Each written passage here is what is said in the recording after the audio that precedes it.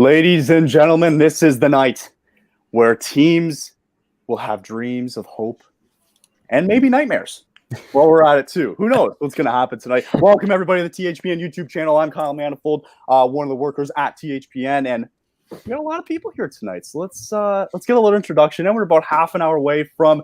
We all know why we're here for the 2023 NHL Draft Lottery tonight. So let's take an introduction for everybody that we got on, and possibly more people who are going to be jumping onto the stream later on in this hour extravaganza. I know it's a big word for me, but let's get it going here. We got Lance from our Columbus Blue Jackets, one of our Columbus Blue Jackets podcasts, as the Blue Jackets. Lance, how's it going? We got Bill from one of our Flyers podcasts. Bill, how we doing? Fantastic. Good. We got 6.5% chance of being happy. 6.5% chance. Fantastic. We got Matt from one of our Senators podcasts below. Matt, what's going on? Oh, I'm just here for that second overall pick. Let's go. I'm here for 6. And we got a new guy. And we won't bully him tonight because he had a tough night last night. Peter for one of our Toronto Maple Leaf podcasts tonight. Peter, what's going on? Doing great, and thanks for taking it easy on me. I'm still reeling after that loss. So might not be for too long, buddy. Might not exactly. First of all, thanks for everybody joining and coming on tonight. We got a lot. We got a lot to look forward to. We're very excited for 8 o'clock to roll around, and very curious to see, obviously, who's going to get the number 1 overall pick tonight. We all want to know, right? A lot of chances, right? A lot of these teams to get it tonight. So before we kind of jump into the comments and everything and all that, just wanted to say thank you. Get a like, get a subscribe. Make sure you check out all these guys' podcasts as well, too, and everybody else that we have on the website as well, too. Just uploaded about 6 new ones today, so we're rolling. Let's start with Lance. I was going to start with one of our guys, Tom, who might be joining in a bit later today because he has the best odds. His team has the best odds to get the number 1 pick tonight. But because we don't have him here right now, let's get Lance in on the action first. Lance, out of the 5 of us here, you have the best odds to get the number 1 pick tonight. How are we feeling? Do we have a lot of confidence going into this? And how far do you see this team falling? How far do you see this team rising in the draft? You think they're going to get the number 1 tonight? Okay. One, thank you for having me on. I appreciate it. I hope you're all doing it well out there to the usuals. What's up? Yeah, so I'm trying to contain myself right now. I'm really trying to. I probably, it was a mistake drinking the second cup of coffee this afternoon. I'm trying to contain myself. But here's the thing. I mean, the farthest back pick we could go is 4th, and that still leaves us, somewhere around, Michkov and Dvorsky, right? Something like that. So, I'm not too worried about that because also we have the Kings' first round pick from this year. It's going to be something. I think it depends on where the Kraken end up or something. We could have a 21st to a 23rd pick. So 2 first round draft picks already. Even if we don't get Bedard, I'm still going to be pretty happy with it. Because I already know the worst outcome. I'm just really hoping for the best outcome right now. It could define this team for the next decade. It could, and it could also define a lot of teams next decade too, because everybody wants the number 1 pick tonight. Obviously, we know why. It's Connor Bedard, but there's other guys too on there. Everybody's talking about Adam Fantilli. Everybody's talking about Leo Carlson. A lot of guys up and coming too, and maybe you guys know more about these prospects than I do, so that's something you guys can kind of dive into. Let's go to Bill real quick. Bill, you mentioned it too. You guys got a 6.5% chance of getting the number 1 pick tonight. Anything can happen. We've seen it happen before where the Devils all of a sudden jumped up to number 1. Where are you at going into tonight? Cautiously optimistic, I guess. I'm just kind of going with the flow. You can't go any lower than 9. You can get obviously as high as 1, and you'll hope for you don't drop past 8. If they go 8 or 9, I'm gonna cry. Right. That's it. It's such a Philadelphia thing to especially of late, losing all these conference championships and the Super Bowl. Obviously, I'm just and then there's a weird part of me that's let's see what Danny Briere can do as GM, because there's already been rumors that he wants to be very, very aggressive, move up in the draft no matter where they fall, whether that's 7 or 8. Obviously, if they're 1, they're going to take Bedard, and thank you, and good night. But let's see. I'd love to see what Danny Briere can do at that 7 spot if they land there. Gotcha. I think we're having technical difficulties maybe with Lance with his stream, I guess. So if somebody wants to, he might be you. Okay, that's okay. Okay. We're everybody's good. We're good. I love the optimism, though. It's good to hear. Matt, you guys were that much better than Vancouver, and it might have cost you or it could cost you if they end up winning tonight, because Dylan's Canucks could still have a chance to get the number 1 pick tonight. You can only go as high as number 2 tonight, but you can't drop that far as well either, as the guys previously mentioned. Where are you at going into tonight? I don't really have high hopes. It's better to keep your expectations low. If the Sens do move up, then that's cool. They get to keep their draft pick. If they don't move up, then obviously Arizona gets to keep that draft pick. And Ottawa will have no picks until the 4th round. So missing out on the playoffs by 6 points hurts. But hey, if they can end up getting Adam Fantilli out of it, that would be fine by me. Not a bad way to go. Peter, new guy coming on. I know we won't bug you too much because of where your leagues are at. We can get into it if you want. We got about friggin' 20 minutes here still to talk about. If that's something you want to talk about, that's fine by me. You're not necessarily in it for the lottery tonight, I don't believe. Is there anything that you're hoping for tonight, or are you just saying, I just want to get on the whenever game 4 is? I think that's Wednesday night or Thursday or whatever it is. But the scheduling's ridiculous. But where are you at going into tonight?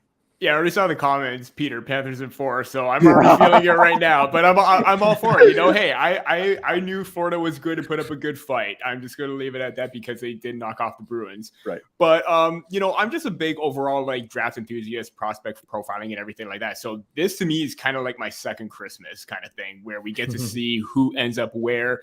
Obviously, the big ticket is Connor Bedard, but if you miss out on him, or any team misses out on him, Adam Fantilli is the real deal. I've seen him quite a bit in the GTHL in his early days before he went to Chicago, before he went to the NCAA route, and I already knew he was going to be a fantastic player. But the one thing I'm going to look at is, and this is probably still a surprise to many, is Washington at 8. I mean, for all these years, we've seen Washington, kind of in that late first round pick area, because they've gone into the playoffs, but now they seem to be heading in a different direction right now. So I'm curious to see what they're going to do with that pick and who they're going to select, because that could be a really game changer. And if Matvei Michkov falls in the rankings, we know how much they like Alex Ovechkin shooting pucks. Ivan Miroshnichenko, he was a lethal goal scorer. Right. Can they make it 3 for 3 in drafting Michkov if he does drop? That's going to be something I'm looking out for. Yeah, a lot of again, I kind of mentioned too, where maybe not all the prospects, people aren't maybe familiar with some of the names after Michkov, after Carlson, after Fantilli, and that. So having said that, and anybody can chime in on this, and then maybe we'll get to the comments section afterwards.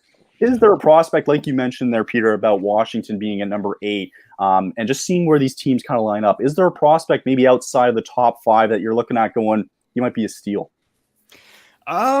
The radar's still kind of up in the air, I think, on either Zach Benson or Will Smith. But I think Will Smith, with his production and, play at the U18s, I think he may have put himself into the U18. But, I wouldn't be surprised to see Zach Benson in there. He's a smaller guy, but his IQ and awareness is just off the charts. I mean, he may not be the best skater, but because of those smarts, he's always in position at the right time. And I wonder if teams are going to value the smarts and worry about the skating later on, because it's hard to teach the way that he sees the ice. Gotcha.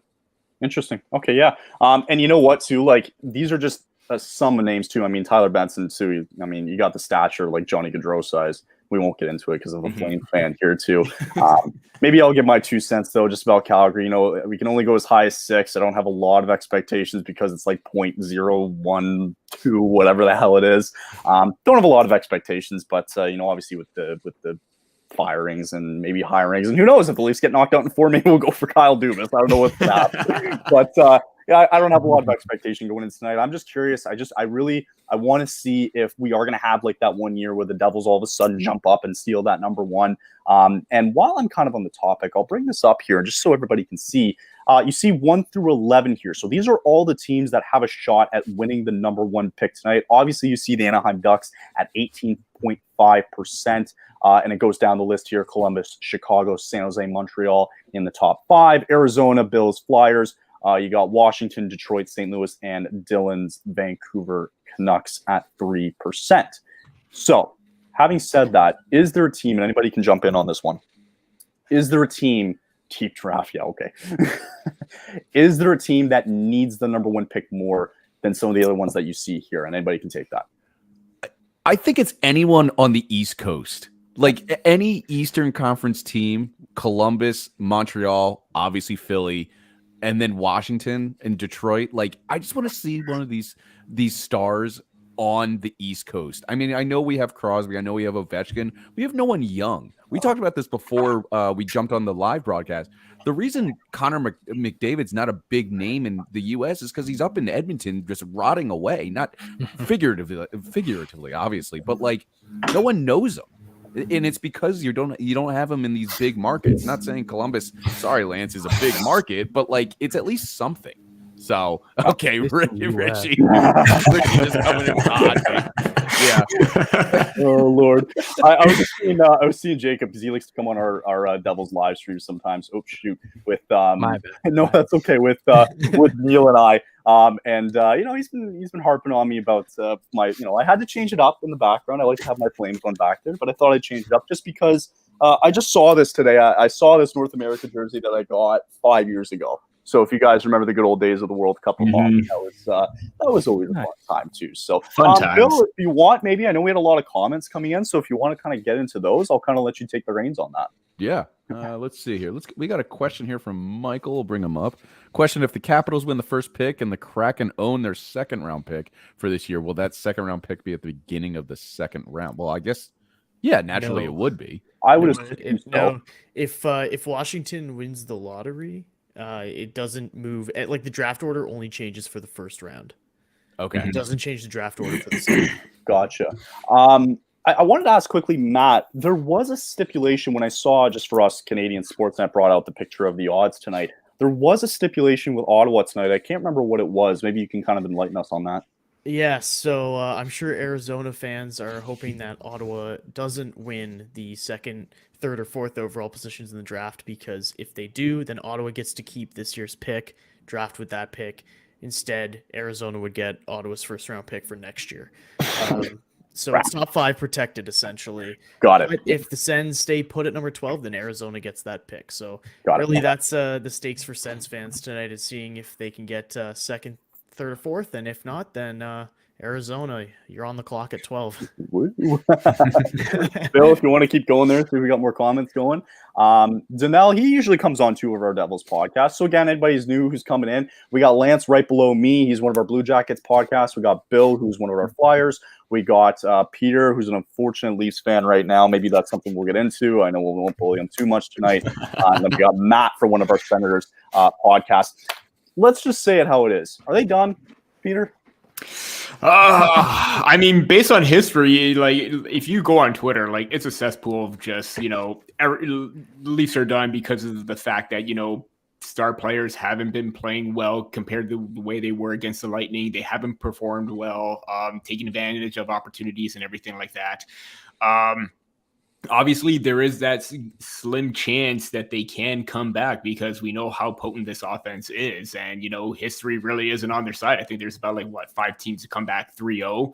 Most recent one, the LA Kings. And, it's just about them trying to find their way, finding that killer instinct that they had in the last series that just disappeared. And they need to just stick with that. And, I'm just going to Keith hasn't called out the star players, but Mitch Marner's got to be way better. I mean, there isn't any doubt about that. The way that he's controlling the puck, his plays, his decision-making, I'm very, very concerned with his play, considering that he almost hit the 100-point mark again this year. It seems like whenever the playoffs come, he seems to take a big hit. So that's one thing I'm looking forward to. Hopefully they can bounce back because this team has shown that they can. Right. And I think it's alarming too, like you mentioned Marner and Matthews earlier, just mainly about your star players. No goals from either Marner, Matthews, Nylander, and Tavares. That's, 3 games in. I'm not saying you're expecting hell or high water with these guys when it comes to goals, but you're expecting something. And, it's not over. Of course, it's not over yet. You got to get the one, and you got to hope that you can go into Friday, I assume is game 5, if it so happens to get there. Right. Build the momentum, get back. It's game 5. You take it period by period, and then you just see how it goes, right? So It's certainly not over yet. Of course, it's not over. It's just a tall task to do, obviously, right? So, no, that's a good insight there, and I'm glad that it's just kind of understanding here a little bit, other than kind of again bullying Peter on beliefs. I'm used to it. Don't worry.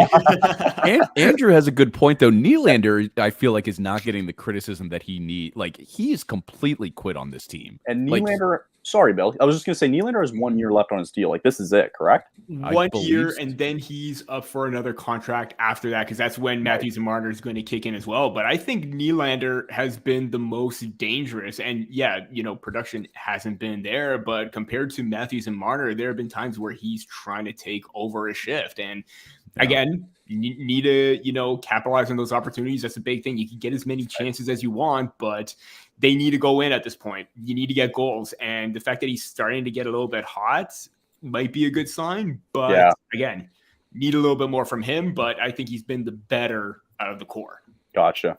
And it's concerning maybe a little bit too. You got to decide. You don't know what Samsonov's going to do with health wise, and then you got Joseph Woll and Matt Murray there in the net. So we'll see what happens as that game kind of comes along on Wednesday. Sharon was asking, we were supposed to do a Devils live stream yesterday.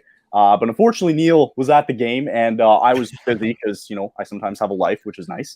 But we will be doing our live stream again tomorrow night. Devils and Hurricanes are back at it again for Game 4. We got Lance, who's got a game right after this lottery is done at 8:30 tonight. We got the Oilers and the Golden Knights. So, Lance, on that topic, and we'll kind of talk about your Blue Jackets afterwards, but what are your thoughts about the entire series so far, especially from the smackdown that we saw on Saturday with the Oilers winning, I think it was 5-1, which was insanity. What do you see going into Game 3 tonight? If Vegas wants a snowball's chance in hell to win this one, they have to stay out of the box. Did you see the penalty minutes from the last game? It was like 49 to like 38 or something like that. And like if you give Connor McDavid and Draisaitl a power play, they're going to score on you almost 100%. You cannot give them any advantage, especially coming back to home. I know there are some teams who are really good on the road this year. I'm kind of thinking that Vegas did show up quite a lot this year, but when it comes down to it, in my opinion, they were drafted 1 and 2 the same year, Eichel and McDavid. In my opinion, McDavid's better. He's widely regarded as I think so. Well, don't get me wrong. I'm rooting for the Knights. In general, because I'm American. I want the cup to stay here. It's been here 30 years. What's one more, right? Yeah. Hey, there we go. Sorry. Keep going. We'll finish up, Lance. Yeah. Yeah, no, that's kind of where I'm at there with it is, I think they got to shut down McDavid better and Draisaitl. Draisaitl has the most goals from the Oilers in their whole playoff so far. He's got like 13 or something after last game. So they have to stay out of the box. They have to shut him down. Okay. Yeah, good luck with that. But I understand it's going to be tough.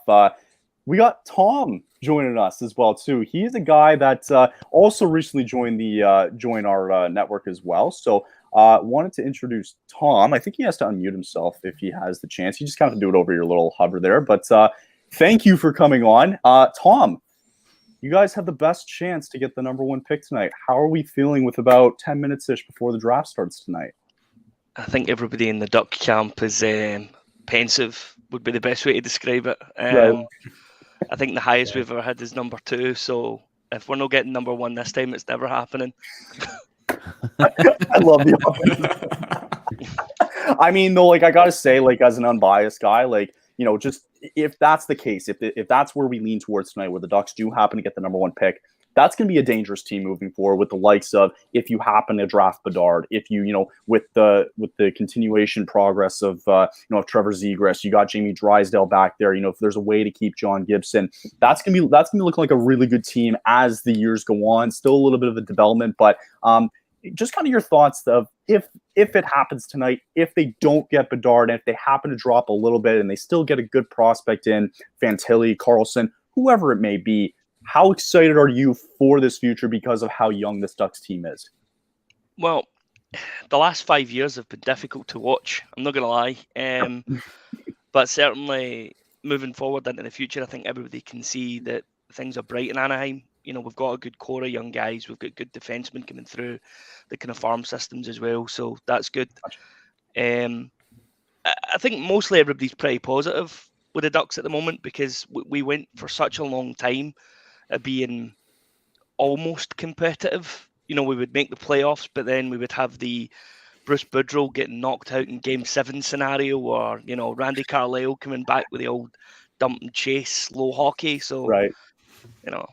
Right. It's exciting though. I mean, you know, I haven't felt it where we get a chance to get the number one pick in so long. Like, just to be at number one, like, is huge. And just the way that the season kind of ended too, where, like, you know, the Blue Jackets, I think they won or whatever, and then the Blackhawks won and they screwed their chances, and then the Ducks go back down. It was very odd to see how the season kind of ended there. So we got about 10 minutes here before the lottery starts and before it begins.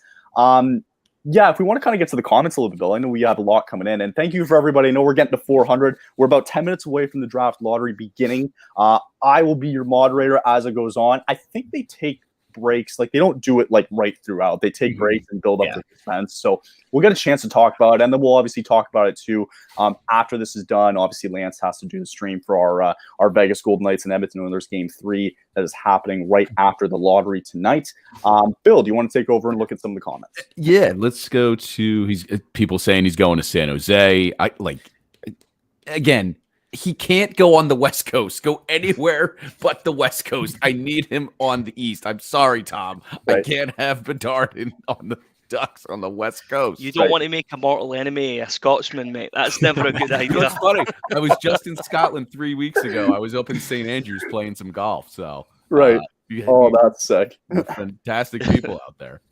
Nice. 50-mile-per-hour winds, I'm guessing, too. It was actually sunny and bright the entire trip. Hey, I couldn't believe it. That's shot an 86 on the old course. Can't complain. You were lucky. You got the 2 days of summer that we get a year. Yeah, exactly. That's what all our caddies were telling us. Exactly. That's okay. I'm about 4 hours north of Toronto in Sudbury, Ontario, so we just got rid of the snow, and I can finally break out the golf clubs, which is there you go. Everybody in the comments too, just tell us where you're watching from too. Obviously, it's a big night today too. Just seeing everybody on social media just getting so excited for this lottery tonight, because this makes or breaks teams, right? And sometimes, you know, again, I'm going to bring up the Devils as an example again, where they skyrocket up, and look at that now. Now you're in the second round of the playoffs with guys like Jack Hughes and Nico Hischier on your roster. Okay, maybe they haven't produced outside of Game 3, but, you know, they make or break rosters, right? So I know I mentioned earlier the one team that has to kind of ascend in this draft tonight. Who's the one team that you think or is a little bit of afraid of the fact that we might be going down? And anybody can take it. I know it's a tough question, guys. I know. I mean, the Habs really just didn't show up this year. I mean, if they don't get a good spot here, it could be rough for like the next year or so, you know. I guess, I mean, Cole Caulfield was injured, you know, for a lot of this year. But even still, I mean, one guy doesn't necessarily make your team, although they can make your team a whole lot better, but they don't make your whole team. So, I mean, at least for me, I guess that would be a team, in my opinion, that I think would probably have a rough time. Yeah. Okay. Fair enough. Were there any other stipulations going into this? I know, Matt, you mentioned the Ottawa one earlier. Were there any other stipulations that we need to know about before this lottery starts? And this can come from anybody. Honestly, not that I'm aware of, but I haven't been paying attention to. Wow, that was a bogus question then. Jesus Christ. Especially for the Sens, right? Because their first round pick's the only one I've been paying attention to, and the stipulation on that one about the top 5 protection. So, yeah, that's about it. Okay. But going back to your last question, I actually really think that Columbus needs help. Lance, I'm sure you agree, and I'm sure you want Bedard, but you know, I was at the Ottawa versus Columbus game earlier this season, and that team was lifeless. And it was one of the only times I've been in person at a Sens game where I'm like, there's no doubt in my mind that Ottawa is going to win tonight. Just after watching like the first 5 minutes, I really think, like, I know they have Johnny Gaudreau, Patrick Laine. Don't say that name. Sorry. I don't want to hear that. I don't want to hear that. Right They do have young Not right guys, now. you know. I don't want to hear Tyler Benson being this 5'11" cat. All of a sudden, him coming out and looking like Johnny Gaudreau. I don't want to hear that right No, now. but Ken Johnson, they have some young pieces that are good, but I think they need like that one piece who can really take that team to the next level. And since Columbus went all in back in 2019, they haven't really had much to write home about. So I think Columbus really needs that young star player to come up for them. Gotcha. I know we talked about Peter's Leafs. We talked about the Golden Knights and Oilers. We haven't really talked about the other two series. And one that I've been covering really has been the Devils and the Hurricanes. I have no clue what the hell is going on in that series. I can't dictate like who's taking control of it, right? We saw the Devils win it 8-4 yesterday, like bonkers completely. I don't know what happened there. All of a sudden their star players start showing up. Like what I want to know is, and anybody can take this, who's going to take control of this series? Because if it happens like this again and we go back 2-2, I don't know who's going to win. Yeah, the main series that I was watching, aside, from Toronto, Tampa, was, New York and the Devils, because I thought that was going to be a very deciding one, because you had two lethal offenses, and, Rangers had the advantage in net with Igor Shesterkin. But even then, like when they were down 2-0, I thought, okay, yeah, maybe I was a little bit too optimistic in picking the Devils to win, and yet they came back and won it. Their star players pulled through, and now the same thing's happening right now, where this is probably going to go to the very end, where you got the overall like depth of the Carolina Hurricanes, and then you got the Devils, who are very resilient and show no quit and had that bounce back effort. So yeah, kind of like you, I'm really keeping an eye on this series, because no matter who moves on, a good team's moving on, and I don't envy any of those or being on any of those teams, because it could go either way at this point. Yeah, it really could. I mean, I couldn't tell you. Bacon Man, thank you very much. It is a hot take a little bit. That's a very hot take. It's a very hot take. But again, Spicy. he hasn't played a game in the NHL yet. So until we see that happens, it might be a hot take. You never know. At the end of the day. I was fortunate. I got to see Adam at Michigan up in Allentown for the regional finals during the Frozen Four, when they unfortunately beat Penn State. But that kid, I mean, obviously Bedard's the consensus number one. Adam is a monster on the win. Like he's going to be a special kid too. This is a relatively deep draft. Like you're coming away, if you're in the top 6, 7, where doesn't bode well for the Flyers, unfortunately, but you could be coming away with a franchise player. You just want Connor Bedard because he's the kid. He's the guy right now. Right. Yeah. And I mean, to also just as we're saying, 800 people over in this stream. Thank you guys so much. The lottery is starting in about 2 minutes as soon as they finish this NHL 30x30, whatever this is. I don't know. I saw them doing a little bit of a preview for the Premier League lacrosse draft, and I'm like, come on, guys. Oh, great. We love lacrosse. Is that not just designated beer breaks? Yes. Is that not the point of them? Some Guinness too. I mean, nice little Guinness break wouldn't be a bad thing.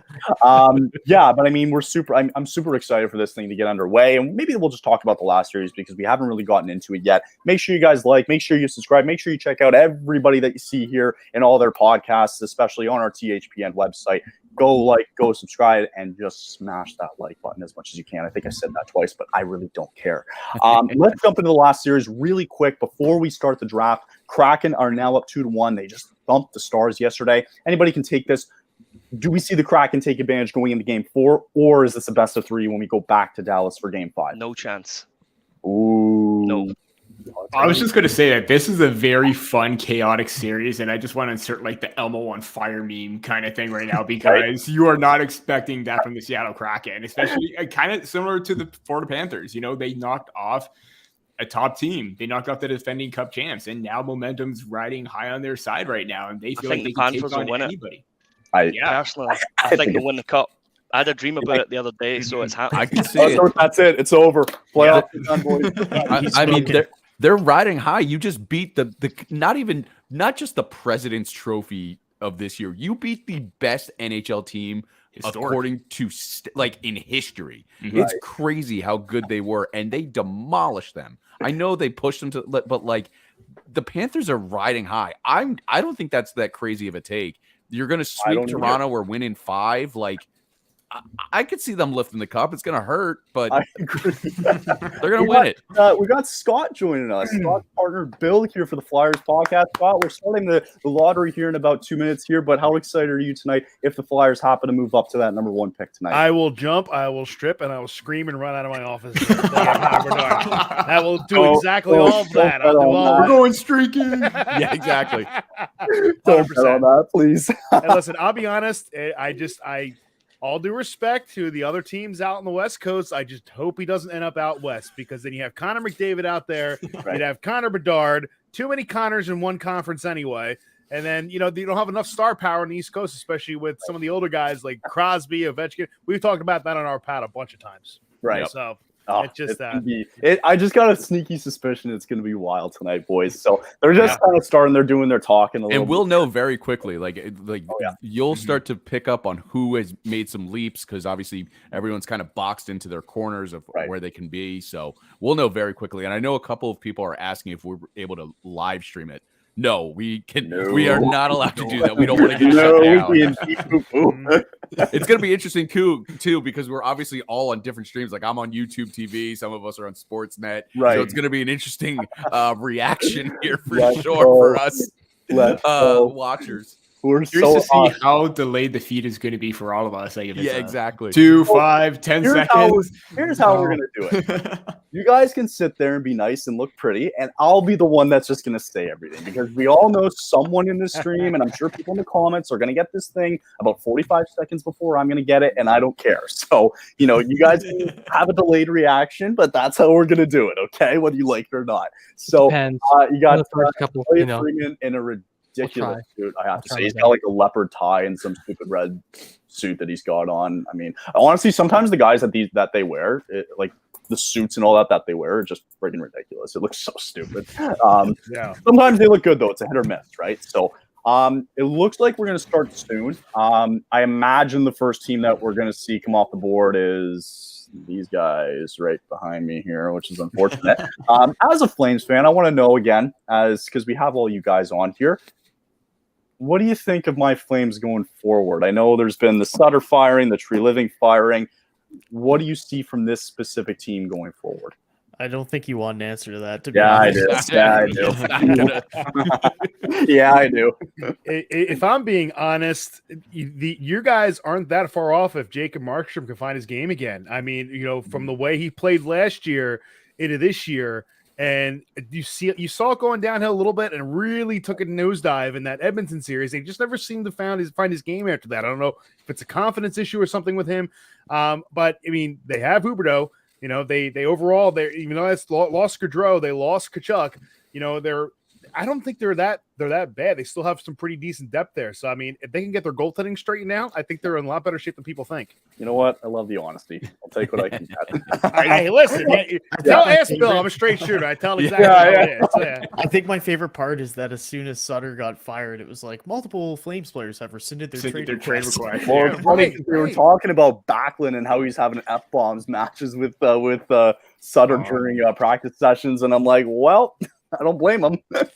I was actually going to chime in and say, I hope there's a coach that actually cares about the minutes that the prospects are playing. Because I know that there's that Jacob Peltier game, and he's just like looking at the stat sheet. And he's like, what number is he? 3 minutes, -1, 3 shifts or whatever. And it's like, just show some positivity. Like, come on. Like, it's clearly that the players fell out of love with him because of the fact that he has this old school mentality. But I think his mentality and the way that he coaches isn't quite suited for this NHL. It's the thing of the past kind of thing right now. Right. That's fair. I mean, and that's the thing that, like, yeah, I feel like that's something just for all teams you're going to see going forward is getting a little bit younger at the front office, maybe at the coaching position. I know Andrew Burnett's name has come up a lot for coaching positions.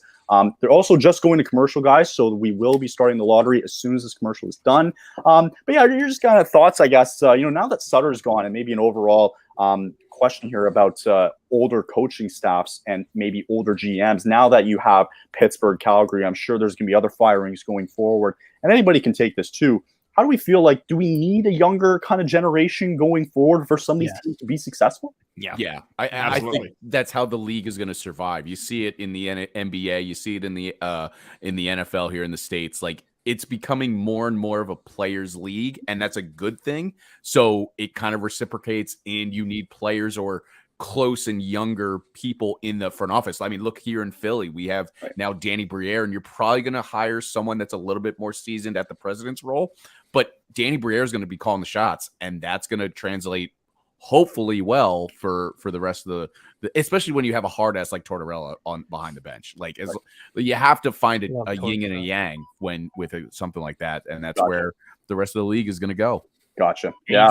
You just look at the production too of what's happened overall. Like 8 players had over 100 points last year, and now this year it's 11.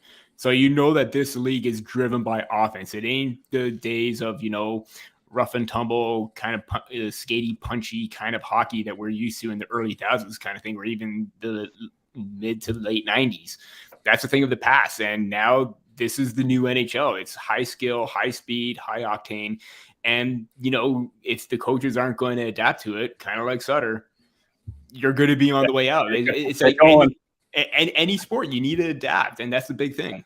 Yeah. I think another thing that people don't realize, too, it's a generational thing, not just because, the players are younger, it's a young league.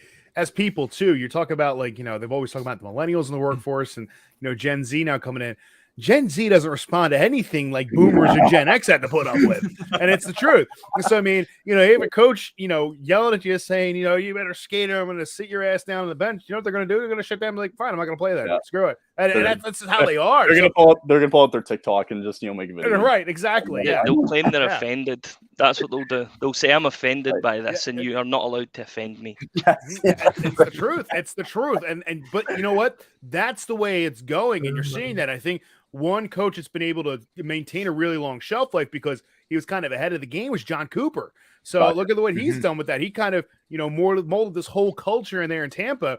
And now teams, it's a copycat league. Everybody's copying that except for the Flyers. They got, probably the hardest ass coach there is out there besides Darryl Sutter.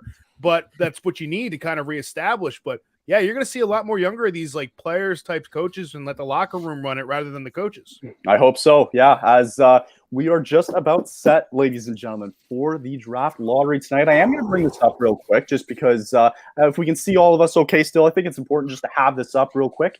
So the Anaheim Ducks have the best odds to win tonight, but along with the Columbus Blue Jackets, Chicago, San Jose, and Montreal to wrap out the top 5. So for the teams who are underneath Vancouver, and maybe that's something I can kind of just scroll down here a little real quick. You'll see Calgary, Nashville, Pittsburgh, Buffalo, and Ottawa. Again, there was the contingency that we had with Ottawa trying to, it's a top 5 protected pick, I believe is where we were at. So for those teams that I just mentioned there, they do not have a chance at the number 1 overall pick tonight.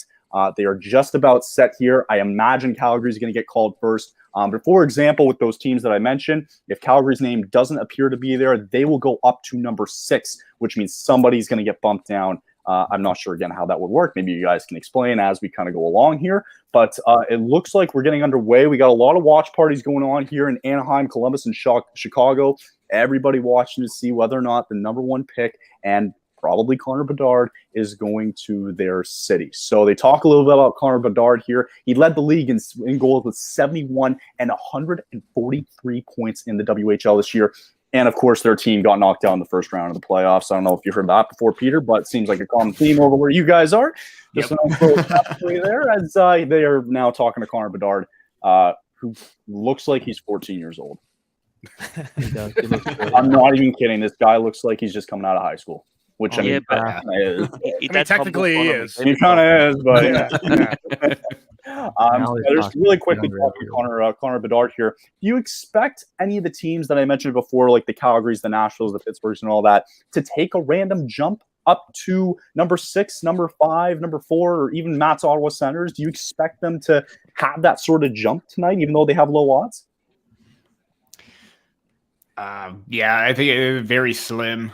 In that regard, I mean, if there's any chance of them trying to get into that top 10, it's most likely going to be via trade. But I doubt anybody in that top 10 is going to want to trade down. And then again, we saw some things happen last year where I think the Islanders traded down their pick for Romanov, or can't remember what the trade was, but they traded their pick down to Montreal for Romanov and they swapped that.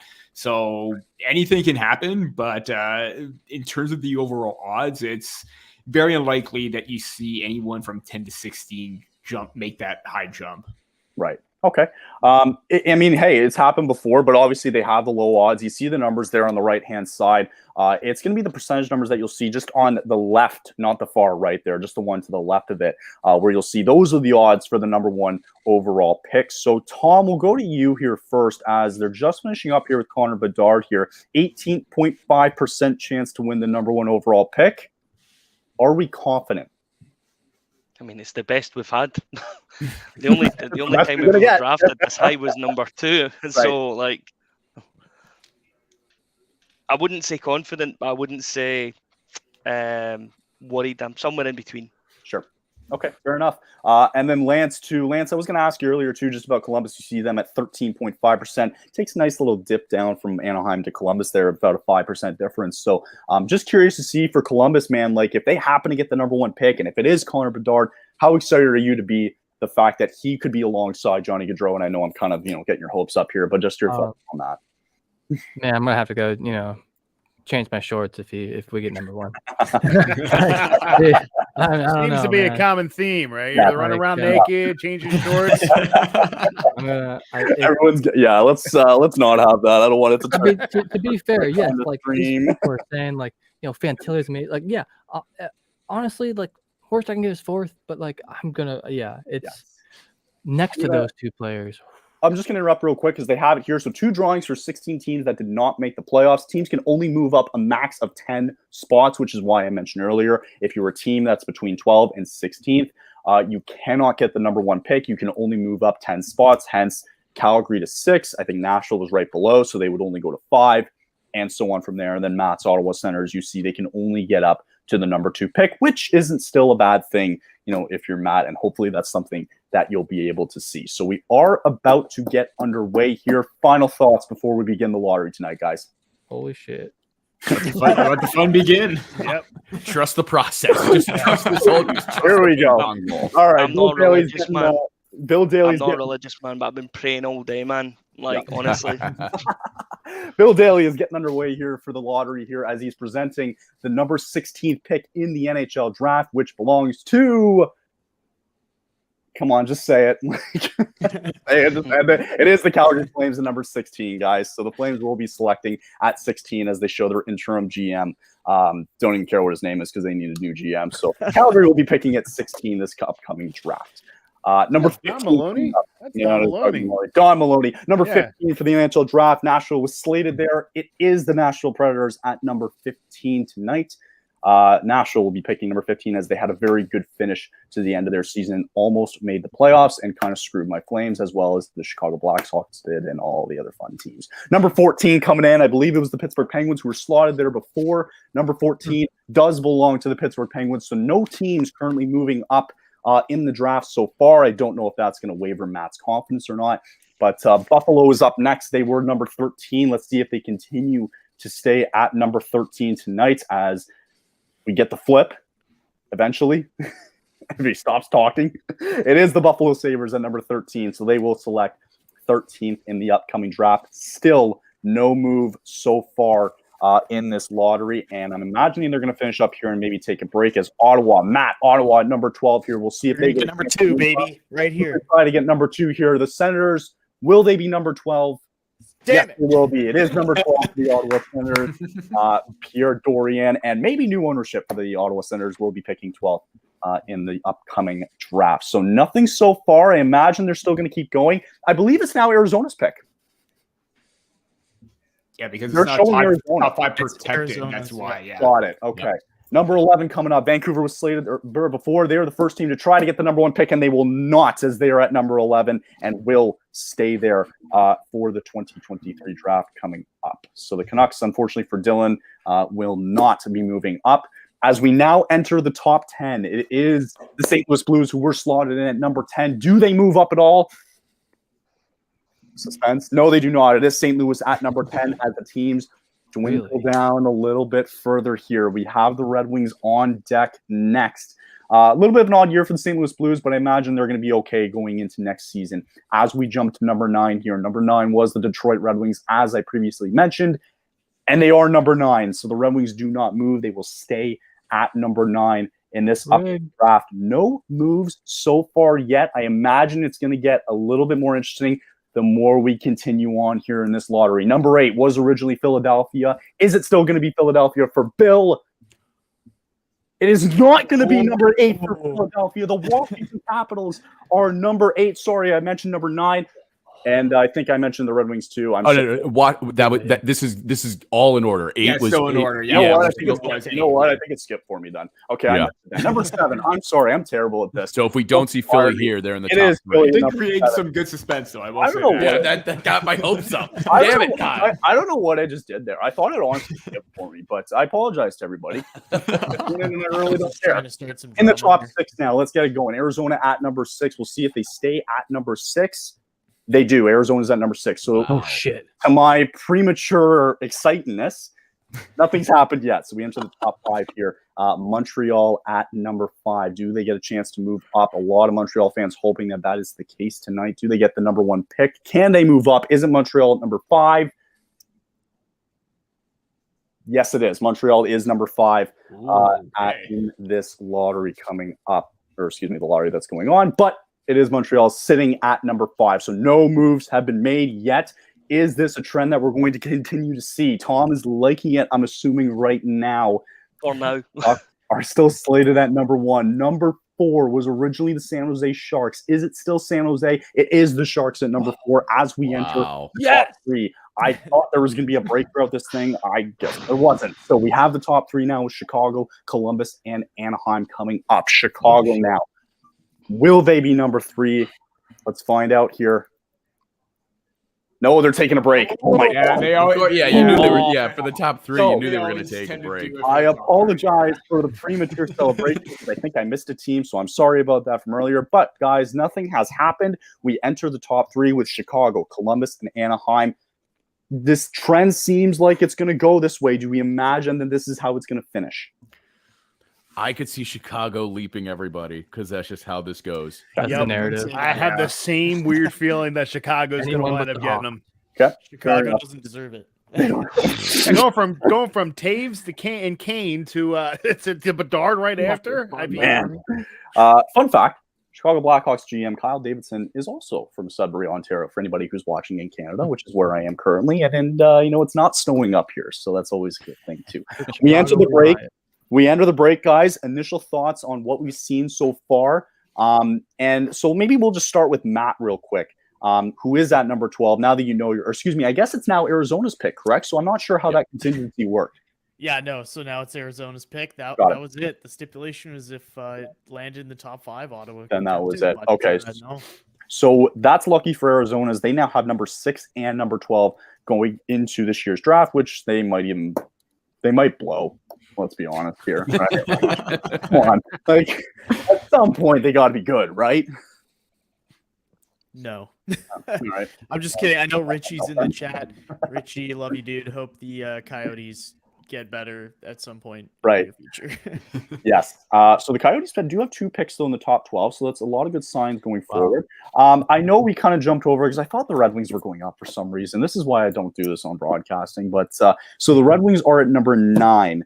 I imagine they probably were another team that wanted to move up a little bit further, and especially with the talks of Dylan Larkin wanting to leave, and they trade Tyler Bertuzzi. You guys can chime in on this, but I'm not sure where the Red Wings' direction is going. But I'd be curious to see if any of them are really happy at number 9. I think they'll be pretty happy at number 9 regardless. You look at the picks that they made in the past, how it was kind of off the board, but it kind of worked out. Mo Seider, Marco Kasper's looking good. Do they try and make another off-the-board pick? I mean, they're very well known for doing that. And you know what? Their prospect pool is already set for the future, and the new wave has already happened right now. So I think this is just another pick at their disposal to add to the abundance of riches that they already have. So obviously they probably would have been happy if they moved up, but overall 9th in the top 10, I think it's still a pretty good spot for them. Okay. I'm going to just move it up here a little bit here, and because that's all we have left.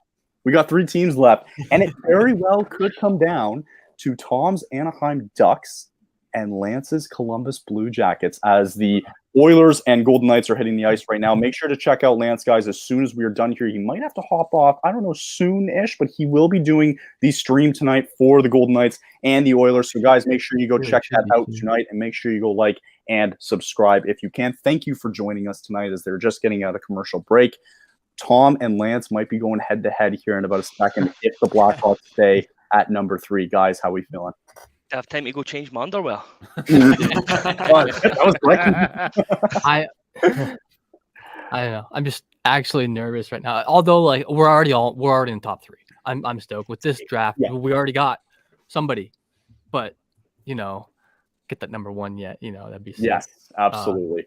Anybody So, from Chicago? do you guys want to find out? Because we are going to find out in a second here as they are, I believe, are they taking another commercial break? I swear, they go back. And we're going back. I was like, are you kidding me? They're going to go back here. Here we go. We are going to find out who will get the number 1 overall pick. Number 3, Chicago. Will they stay at number 3? They bloody better. You hope so. Is it the Blackhawks at number 3? It is not. It is the Columbus Blue Jackets. Oh my God. All of a sudden, Chicago have an opportunity to get the number 1 pick. Oh, wow. The Ducks and the Blackhawks, the Blue Jackets. Let's go Ducks, dude. Let's go. And all of a sudden, it is between the Anaheim Ducks Chicago gets and there. the Chicago Blackhawks. Lance, I know you just said you were happy in the top 3, but we just see Kyle Davidson. He must be happy right now for Chicago, and Pat Verbeek out in Anaheim. It is down to 2. Let's find out here and see who will get the number 1 overall pick. If they go to commercial break, I'm going to throw my laptop. They do not. The number 1 pick in this year's draft belongs to the Chicago Blackhawks. Are the number 1. Wow. Are you kidding me? Figures. In the draft, and the Ducks, he got it upside down, but the Ducks, Oh my fall god. to number 2. The Chicago Blackhawks win the NHL Draft Lottery for the tank Wow. that they Wow. threw at the end of the season. Wow. All of a sudden, it didn't matter. The Blackhawks are the number 1 pick in the NHL draft coming up. And guys, if you're Chicago, you have to love it because Yeah. Jonathan Toews probably is done soon. I imagine Kane's already gone. Who cares about him? But all of a sudden, you get new hope in Chicago for a team that just had a terrible year with no real identity in goaltending. And now all of a sudden, you get the first pick. You probably will pick up Connor Bedard. So I imagine that it was going to come down to Lance and Tom. It did not. So I want to hear from Tom first before we go to Lance. Tom, I'm gonna have to your go thoughts? here.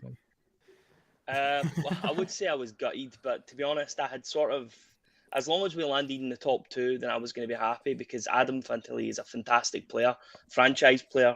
To me, it's like the Draisaitl and Connor McDavid argument. Both of them are great players. If you were to take one over the other, me personally, I would have probably taken Draisaitl anyway. Sure. I know it's completely different scenarios, but all players, Bedard's going to be fantastic. There's no doubt about it. His numbers they're going to be excellent in the NHL, but Crazy. I do think Adam Fantilli is going to be another franchise player possibly. So, and that's not and that's not to say that he won't do a good job, right? I mean, it could be Fantilli. Maybe they see something in Carlson. Maybe they see something in the Mitchkoff. If I pronounce it wrong, I apologize. Lance, I know you have to go, but I know it was kind of frustrating to see your team fall just 1 spot there, but you're still inside the top 3, like you mentioned. What are your thoughts? Honestly, he's a great player. There's one player I don't want, and it's going to be really kind of fishy and murky when we get there, and that is Will Smith. I don't want Will Smith. I want Leo Carlson. And honestly, it's because after watching a little bit of Will Smith on YouTube, his puck handling is just not where I think it needs to be if we want to have an NHLer next year on our team, which kind of neat. If it's any kind of consolation, I do feel like Leo Carlson is next in line to be the most NHL ready player behind Bedard and Fantilli, because he's already excelling well as a teenager in the SHL, playing miles ahead of his competition. I think that if you're looking for a player, he is that guy. Yeah, it wouldn't be a bad pick. It's not. This is still a deep draft, and I think you're going to see some guys too, especially through 9 through 15, whatever. Right, you're going to see some guys. I think you were going to pop up. So, Lance, I'm not sure if you have to just jump on the other stream, but obviously thanks for coming on. I appreciate you. Thanks for having me. Your thoughts and all that. And everyone out there, don't forget to like and subscribe to this stream, like this one. But come over and like and subscribe mine too. Yes. Well, I'm to subscribe if you we'll watch a great subscribe game here, tonight. but, We're gonna get a good one tonight. I'll see you guys over there. Yes. See you, Lance. See you, Lance. We'll kind of finish up here. I'll get everybody's thoughts and comments in while we're finishing up, and we'll go to the comments section after we're done here. But the Blackhawks get the number 1 pick in the draft. Bill, let's start with you. Like, it's so NHL to I'm not a conspiracy theorist. I don't think it's rigged. It's probably rigged.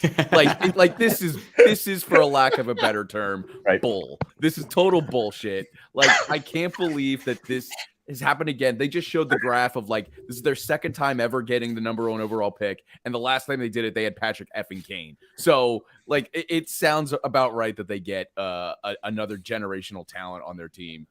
I'm having Vietnam flashbacks because the Flyers, if you remember, if you remember in that same draft, they could have had it was the Flyers and the Hawks took Kane, and the Flyers had to take JVR, who's a fine player. He's not Patrick Kane. So I'm sorry, Tom. I'm sure that scares the crap out of me. Adam's a nice player. Connor Bedard's just on another level. I think we just had about 1,000 dislikes for that, but that's okay. We're going to move on. It's all good. We all say stupid shit. It's fine. Matt, let's move on to you. Obviously not the outcome you hoped for the Ottawa Senators tonight, so they don't move up, unfortunately, but your takes on what we just saw tonight. I don't think Chicago deserved that pick. Just a lot of people. Yes. It's not just that they just move on from Kane and Taves and then they get another franchise player. Right. Just the franchise as a whole. I think there's still a dark cloud over them and for off-ice stuff. And I think I would have been more than happy to see him go to Anaheim, even though as a Sens fan, that would have hurt my soul to see the team that knocked us out of the Cup final. A long time ago now, but my hatred for the Ducks has waned over time, and I would have liked to see them have a lineup that featured Bedard in it. But at least he stays out in the West. I know some of you guys here wanted him in the Eastern Conference. I'm cool with him not being in the Eastern Conference. He can go wreak havoc out there with McDavid and the boys. So great, can't wait for that.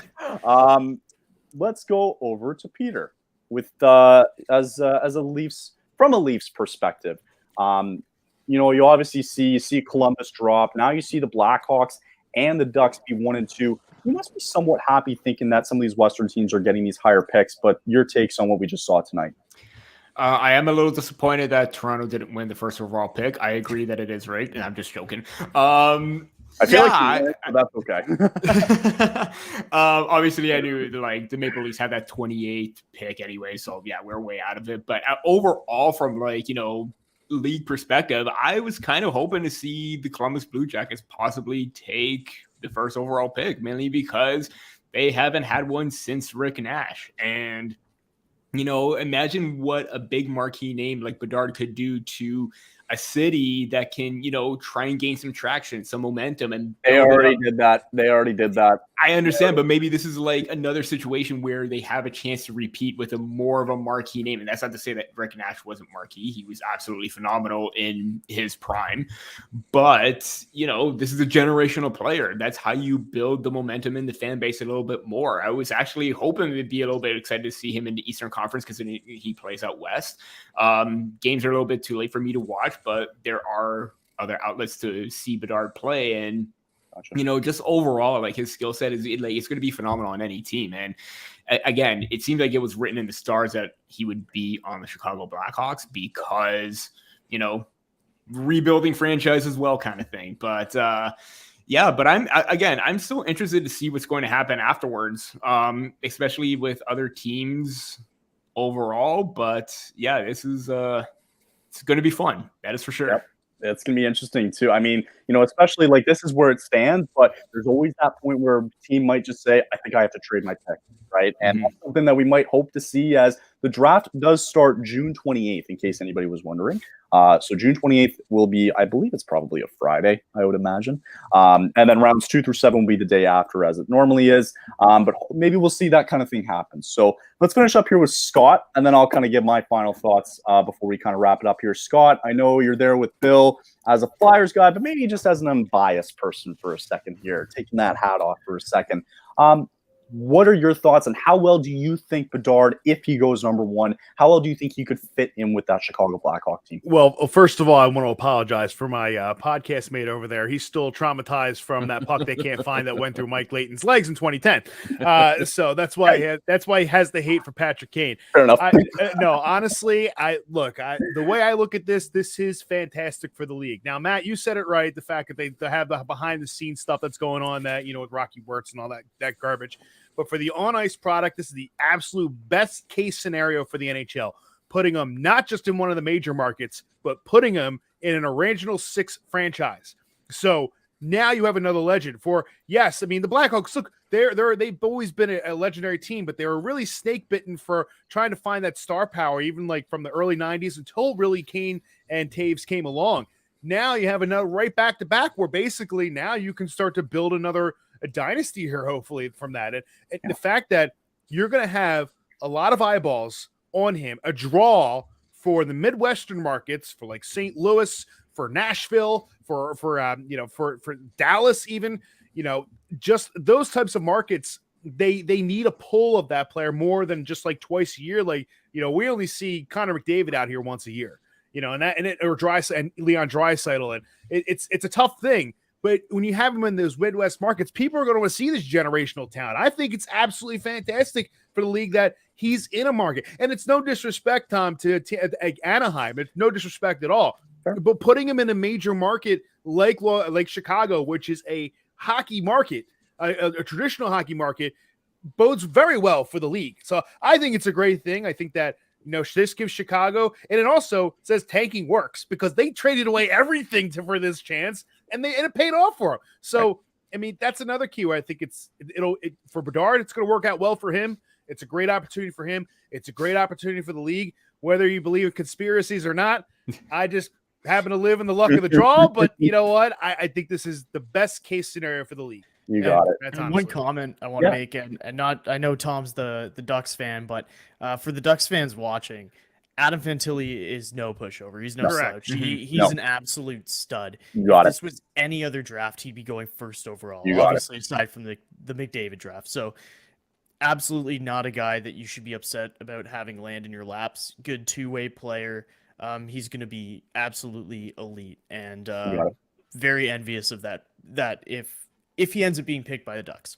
You got it. And just to backpedal on that real quick, like, these guys still have to play games in front of them, right? And we always see the one guy falter, right? We remember all the way back in 2013 with Nail Yakupov. It didn't work out so well. So I'm not saying that it won't work out for Bedard, but who knows? Fantilli might be the guy. And it's somebody that we haven't seen, in generations, right? He could be that guy. So, as disappointing as I would be, if I'm in Tom's shoes right now, of course it'd be disappointing. But at the same time, too, I think this does say a lot about the lottery that we just witnessed tonight in the fact that I wouldn't categorize myself as feeling disappointed. Okay. I think you build yourself up for an outcome, and it's just because we've never had the first overall pick in our history, so that's the closest we've ever got to it. Sure. But in my opinion, anyway, like, I didn't see too much of a difference taking Fantilli or Bedard. And funnily enough, if you listen to any of my podcasts, I was not in the tank crowd.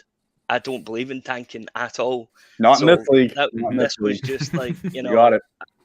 I just don't buy the idea of tanking, just because if you want to build a winning culture, you have to win games.